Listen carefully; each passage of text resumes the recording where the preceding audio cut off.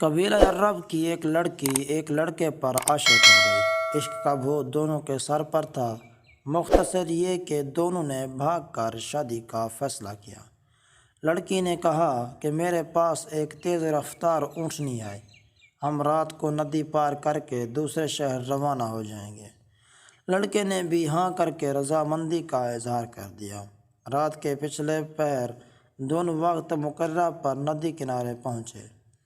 لڑکی بولی، میں اونٹنی پر سوار ہوتی ہوں، تم اسے پیچھے سے ہانکتے ہوئے ندی پار کرو، پھر ندی پار کر کے تم بھی اوپر بیٹھ جانا۔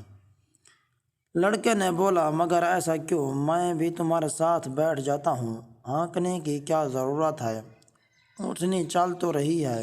لڑکی نے کہا، اس کا باپ بھی ہمارا پالتو اونٹ تھا، اس کی عادت تھی کہ وہ بیچ ندی میں جا کر بیٹھ جاتا تھا، پانی دیکھ کر مست ہو جاتا اور مارنے پیٹنے پر بھی ڈھیٹ بنا رہتا۔ یہ اونٹنی بھی پانی میں جا کر بیٹھ جاتی ہے، عادت ہے اس کی بھی، اس لیے تم سے کہہ رہی ہوں اسے پیچھے سے ہانکتے جانا، پھر نہیں بیٹھے گی اور ہمارا وقت بھی بچ جائے گا اور ہم صبح ہوتے ہی شہر سے دور نکل جائیں گے۔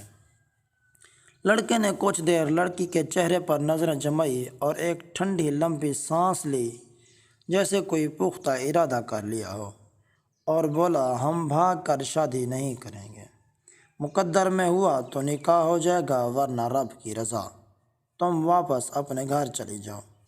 لڑکی نے کہا، مگر کیوں؟ اچانک کیا ہو گیا تمہیں اس پر؟ لڑکے نے کہا، اس اونٹنی کے باپ کی خصلت اس میں منتقل ہو گئی تو میری خصلتیں میری بیٹی اور میری آنے والی نسلوں میں منتقل نہیں ہوں گی۔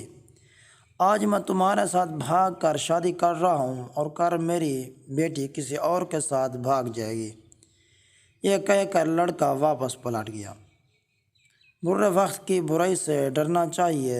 اس فانی دنیا میں کچھ بھی کرنے سے پہلے ایک بار مکافات عمل ضرور سوچنا چاہیے۔ مکافات عمل کی چکی چلتی بہت آہستہ ہے اور پیستی بہت باریک ہے۔ تو دوستو، اگر آپ کو ہماری ویڈیو اچھی لگے تو آپ سے ایک چھوٹی سی ریکویسٹ ہے کہ ہمارے چینل کو سبسکرائب کریں، کمنٹ اور لائک لازمی کریں۔ تھینک یو، شکریہ۔